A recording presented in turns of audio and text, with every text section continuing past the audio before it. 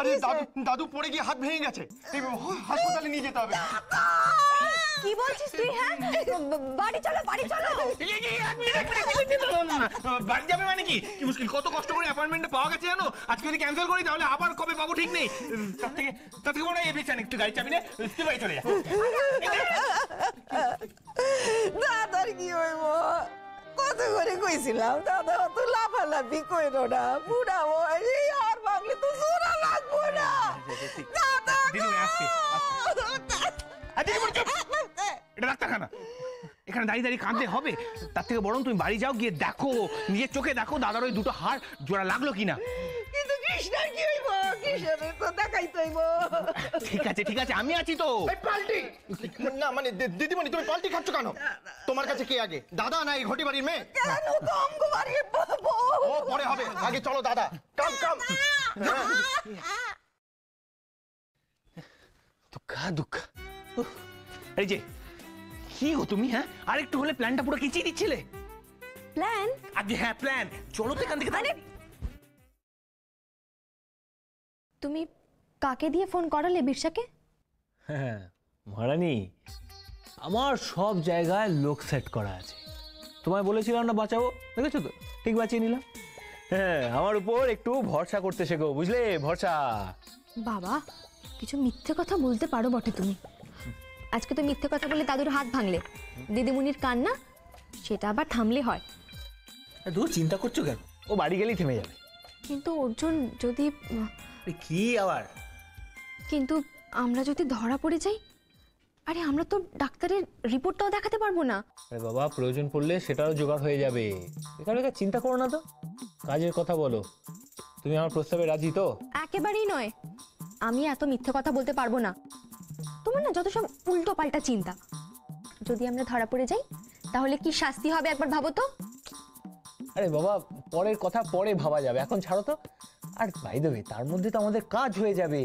শোনো মহারানী, রণনীতি হলো রণনীতি, এর মধ্যে সত্য মিথ্যা, ন্যায় অন্যায় এসব কিচ্ছু হয় না। গীতা পাঠ, গীতা পাঠ করো মহারানী, গীতা পাঠ করো। আমি কদিন আগে জ্ঞান দিয়েছিলে, ভুলে গেছো?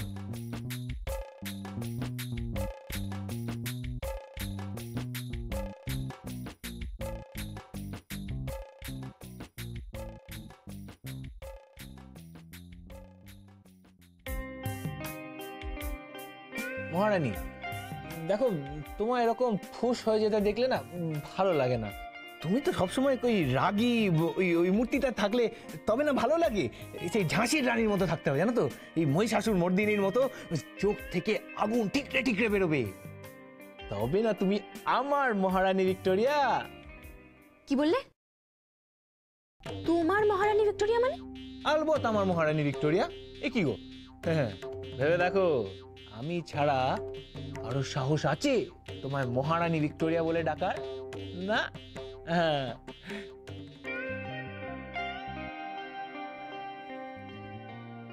একটা কথা বলবো? তুমি বাইরে থেকে যতটা রসকসহীন কাঠখোট্টা, তোমার হাতটা কিন্তু ঠিক ততটাই নরম। ঠিক একবারে আমাদের বসাক মিষ্টান্ন ভান্ডারের নরম গরম তুলতুলে রসগোল্লার মতো।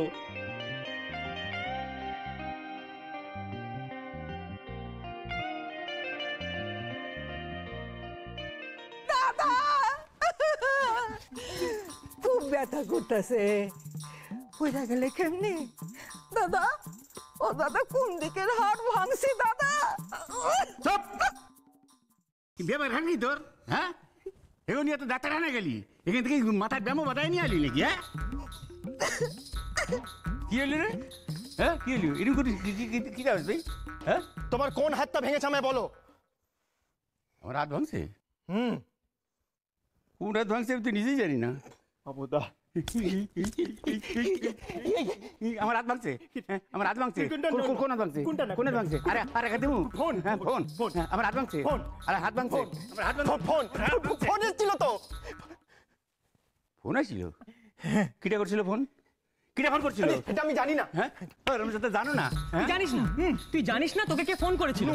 অথচ তুই গাড়িটা নিয়ে চলে আসিস। তোমার দাদা আর বৌদি আসবে কি করে? আহা মুখ, হ্যাঁ হ্যাঁ, কিটা ফোন করছিল তুমি জানো না? তুমি ফোনে কথা বলছিস তো জিগালি না যে কিটা ফোন করছে? টেনশন তখন খেয়াল করিনি। কি রাগ প্রধান করছিলা? রাগ প্রধান আরামজাদা দে ফোনটা দে। এই যাবে না, ফোন দে। হ্যাঁ কে যে করেছিল ফোনটা? দাদু কি হলো? ঠিক ধরেছি, কি ধরছস? পাবলিক বুথের নাম্বার। ওকে আবার কেউ মুরগি করেছে। কি করেছে? মুরগি। মুরগা বল মুরগা। বেশ করছে মুরগা মুরগি এক ঠিক। কিন্তু কেন কেন কেন করবে মুরগা? আমার 1 এপ্রিল নেই নয় তো আজকে।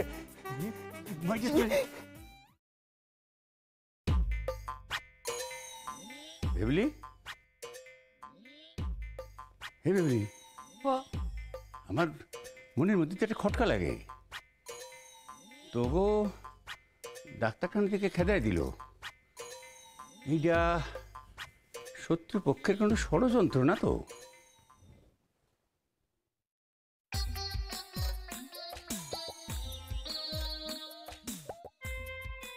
না দাদা, এটা কি কও তুমি? শত্রুপক্ষ মানে তো ওই ঘটি বাড়ি। হ্যাঁ করবো না কেন কি? তাগু মায়াকে লইয়া তারা তো এখন চিন্তায় আছে। কি বললে? আমার হাত তোমাদের দোকানের গরম রসগোল্লার মতো? কখনো না। 100 বার হ্যাঁ। তুমি কি করে জানবে? তুমি কখনো আমাদের মিষ্টির দোকানের রসগোল্লা খেয়েছো? খাওনি তো? একটা কথা বলবো, তোমার হাতটা যে এত নরম সেটা আগে কখনো লক্ষ্য করিনি। এবার ধরলে আর ছাড়তে ইচ্ছে করে না, সত্যি।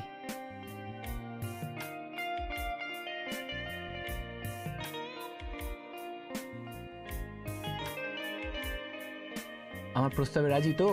না, এতে আমার কোনো সায় নেই। আমি পারবো না মিথ্যে কথা বলতে। এমনিতেই দিনের পর দিন বাড়িতে সবাইকে মিথ্যে কথা বলে ঠকাচ্ছি, বাবা মা দাদু সবাইকে। আর পারবো না। মহারানী, তুমি ভুলভাল ভাবো কেন বলো তো তুমি? আরে বাবা, আমরা তো একটা ভালো কাজের জন্যই মিথ্যেটা বলবো নাকি? ভেবে দেখো, ভেবে দেখো, আমাদের বাড়ির লোকেরা তাদের মিথ্যে জেদের জন্য দুটো নিরীহ প্রাণ যারা একে অপরকে ভালোবাসে তাদেরকে আলাদা করতে চাইছে। আরে বাবা, এটা তো ঠিক নয়। আর তারা যদি যুক্তি তর্কর কথা না শোনে তাহলে তো আমাদেরও ওদের পথটাই অবলম্বন করতে হবে। যেরকম রোগ সেরকম দাওয়াই, তাই না? না অর্জুন, তুমি যাই বলো, এটা ঠিক নয়। এমনিতেই আমরা কতটা চাপে আছি ভাবো তো, তার মধ্যেই এত বড় মিথ্যে কথা। যদি ধরা পড়ে যাই? বাবা দেখো, শোনো, আমি তোমার সলিউশন বলে দিয়েছি, কিন্তু ওই সন্ধ্যাবেলায় টিভি সিরিয়াল দেখবে আর তুমি অভিনয় ফাটাফাটি করবে, আমি জানি। বাজে বকো না। তোমার আর কি, অসুস্থ হয়ে শুয়ে তো আমাকেই পড়ে থাকতে হবে আর কাঁড়ি কাঁড়ি মিথ্যে কথা বলতে হবে। আমার ভালো লাগছে না অর্জুন। আরে বাবা, আমার কি ভালো লাগছে নাকি? কি মুশকিল, সেই জন্যই তো বলছি যত তাড়াতাড়ি এই ঝঞ্ঝাট থেকে নিষ্কৃতি পাওয়া যায় তত ভালো। শোনো মহারানী, সুবর্ণ সুযোগ এসছে, এটাকে হাতছাড়া করলে চলবে না। আর তাছাড়া 2-3 দিনেরই তো ব্যাপার, তার মধ্যেই সবকিছু মিটে যাবে। তারপর তুমিও ফ্রি, আমিও ফ্রি।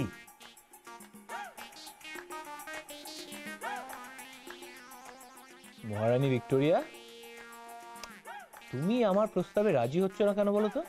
তুমি কি সারা জীবন আমার সঙ্গে কাটাতে চাও? কি? তোমার সঙ্গে সারা জীবন? বয়েই গেছে। আমারও না বয়ে গেছে। সেই জন্যই বলছি, এই প্রেগন্যান্সি নাটকটা চালাও কদিন, আর তারপর আমরা দুজনেই একে অপরের থেকে ছুটকারা পেয়ে যাব। সেই যে বেতালের মতো ঘাড়ে চেপে বসেছো আর নামার নাম নেই। শোনো, তাড়াতাড়ি এই ঝামেলাটা মেটাও, দিয়ে তারপর আমার ঘাট থেকে নামো, দিয়ে তারপরে আমি একটু স্বস্তির নিঃশ্বাস ফেলবো। আমি চললাম। এই 1 মিনিট।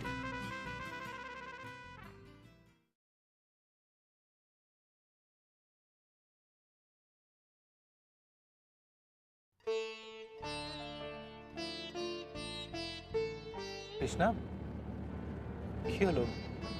মাথা ঘুরছে? দেখো, তখন বললাম, বারবার করে বললাম কিছু একটা খেয়ে নাও, খালি পেটে থেকো না। না, আমার কথা তো তুমি শুনবে না। মাথা ঘুরিয়ে নিচ্ছ কেন? হ্যাঁ, দেখো আমি জানতাম আজকে তোমার এই মেডিকেল চেক আপটা করানো খুব জরুরি। কৃষ্ণা সত্যি করে বলো না, খুব শরীর খারাপ লাগছে? তুমি প্লিজ একটু চুপ করবে? তুমি চুপ করলেই আমি সুস্থ হয়ে যাব, আর আমার এই শরীর খারাপের জন্য না তুমিই দায়ী। কি বলছো তুমি? হ্যাঁ, বাড়ির লোকও অত আজে বাজে কথা বললো, এখন তুমি আমায় দায়ী করছো?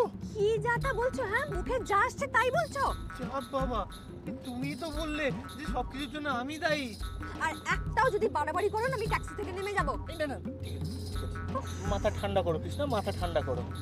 দেখো আমি জানি তোমার ভাল লাগছে না, আমারও ভাল লাগছে না, কিন্তু দেখো সেই জন্যই তো বলছি, এই ঝামেলার থেকে নিষ্কৃতি পাওয়ার একটাই উপায়, আমার প্রস্তাবে রাজি হয়ে যাও। দেখো তাহলে সব ঝামেলা মিটে যাবে। বিশ্বাস করো, এইভাবে অভিনয় আর করা যাচ্ছে না। আমার এই বিষয়ে কথা বলতে ভালো লাগছে না। ঠিক আছে ঠিক আছে, এই বিষয়ে আর কথা বলবো না। কিন্তু তার মানে তো এই যে তুমি আমার প্রস্তাবে রাজি হয়ে গেলে? ঠিক আছে ঠিক আছে, এই বিষয়ে আর কথা বলবো না। কিন্তু তার মানে তুমি আমার প্রস্তাবটা মেনে নিলে তো?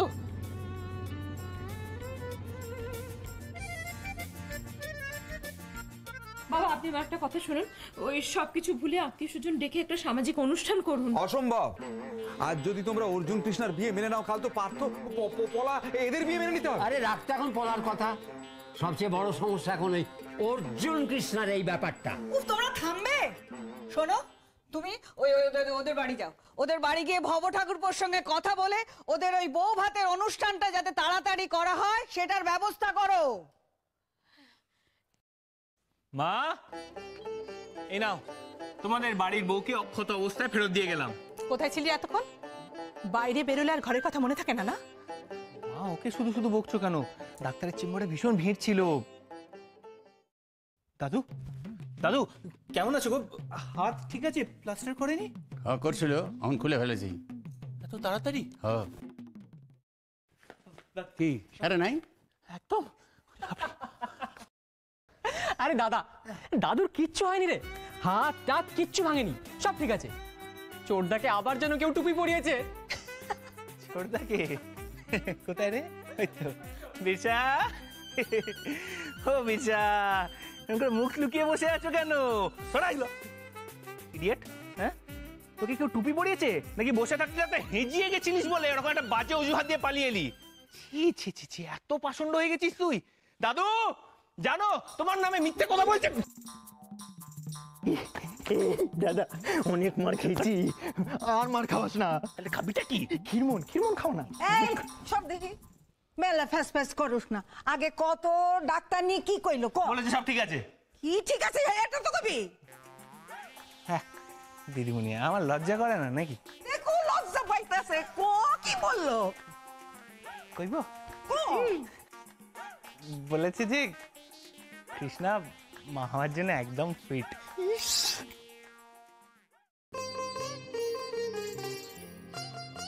চিন্তার কোনো কারণ নেই।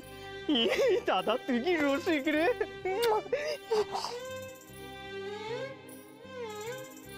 আমার জন্য এ বাড়িতে এক কাপ চাও তো জুটবে না। বাঙাল বাড়িতে আমি চললাম।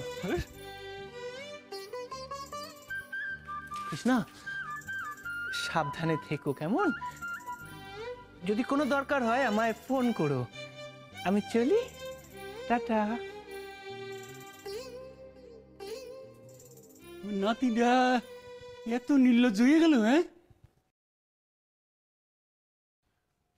আর লজ্জা পেয়ে কি হবে? যাও ওপরে যাও।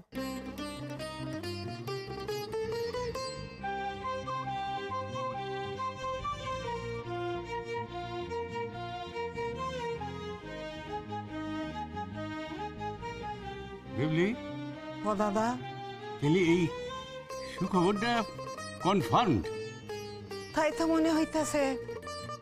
তাইলে দে কি দিমু দাদা? 2 খান, 2 খান সুগার ফ্রি, সুগার ফ্রি, প্রচুর লাভ।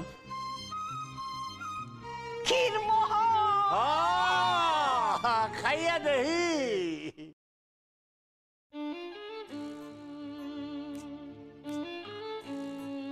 না না, এ হয় না, এটা কি করে হতে পারে?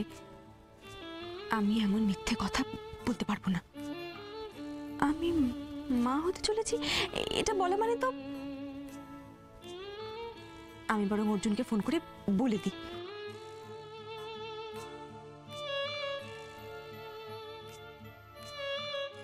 যদি আমাদেরকে আটকাতে এসেছ, তাহলে কিন্তু আমরা সুইসাইড করব দিদি। শোনো মহারানী, সুবর্ণ সুযোগ এসছে, এটাকে হাতছাড়া করলে চলবে না। আর তাছাড়া 2-3 দিনেরই তো ব্যাপার, তার মধ্যেই সবকিছু মিটে যাবে। তারপর তুমিও ফ্রি, আমিও ফ্রি।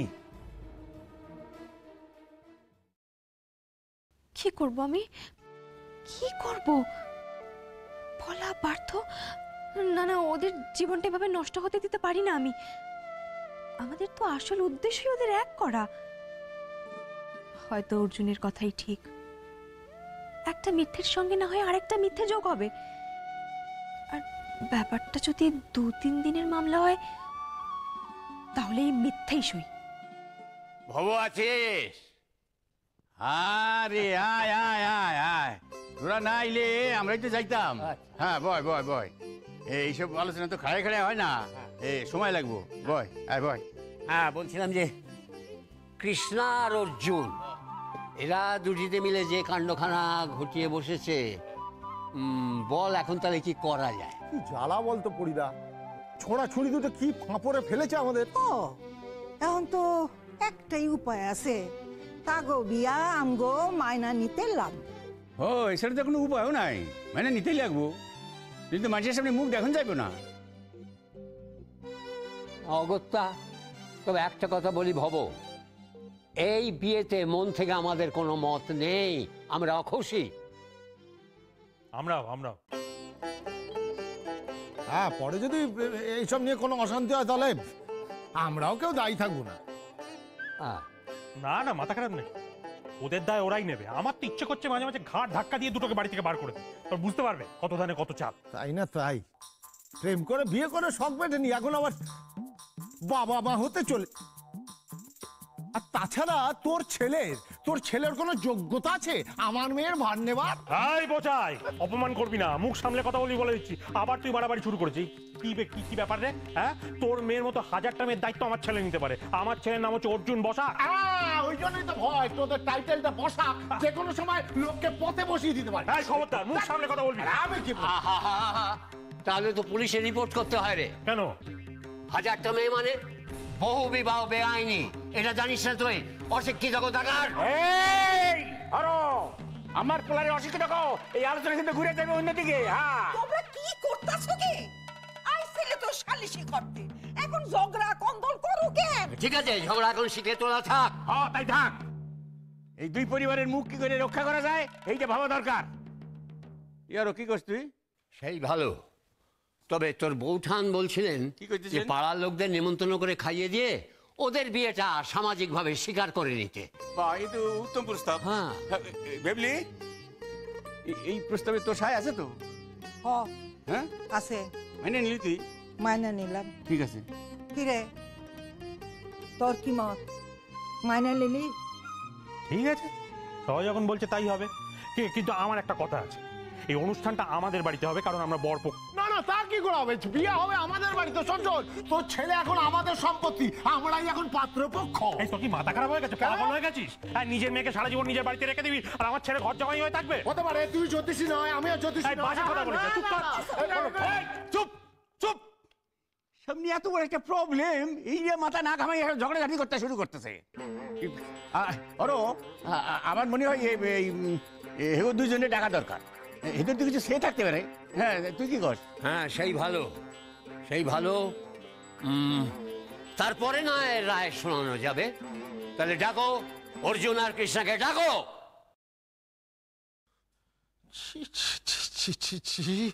আমাদের সবার নাক কান কেটে একদম ধুলোয় মিশিয়ে দিল। ছি, আবার মাথা নিচু করে দাঁড়িয়ে কেন সঙ্গের মতো? মাথা সোজা করে দাঁড়া। তুই প্যাট করে কি দেখছিস? হ্যাঁ, নির্লজ্জ বেহায়া কোথাকার। আমি বেঁচে থাকতে এই দৃশ্য আমায় দেখে যেতে হবে, আমি ভাবতে পারি। সরে দাঁড়া ওদিকে। বোঝাই, এদিকে আয়। তাহলে আসল কথায় আসি, যার লেগে এত হুজ্জত। অর্জুন, কৃষ্ণা, আমরা সবাই মিলে ঠিক করছি যে আগামী বৃহস্পতিবার তোকে বউ ভাতের অনুষ্ঠান করুন। তোমাদের বিয়ের সামাজিক স্বীকৃতি দেবার সময় এসে গেছে। তোমাদের কি বলার আছে বল। আমি রাজি, আমি রাজি। তোর প্লিজ। তুই অহনো এই মর্গটারে স্বামী হিসেবে পছন্দ করিস? ক কি হলো, ক। হ্যাঁ, আমিও রাজি। আমরা দুজনেই রাজি, আমাদের কোনো আপত্তি নেই। বেহায়া কোথাকার, নির্লজ্জ। কিন্তু আমাদের একটা শর্ত আছে। এই, আমার কি শর্ত? কি শর্ত রে? নতুন কোনো শর্ত নয় রে বাবা। তাহলে আমাদের শর্ত হলো এই যে তোমরা তোমাদের কথা মেনে চলো। মানে আমাদের বিয়েটা মেনে নেওয়ার সঙ্গে সঙ্গে তোমাদের কিন্তু পলা পার্থর প্রেমটাও মেনে নিতে হবে। আর হ্যাঁ, একই দিনে ওই পলা পার্থর এনগেজমেন্টটাও করাতে হবে।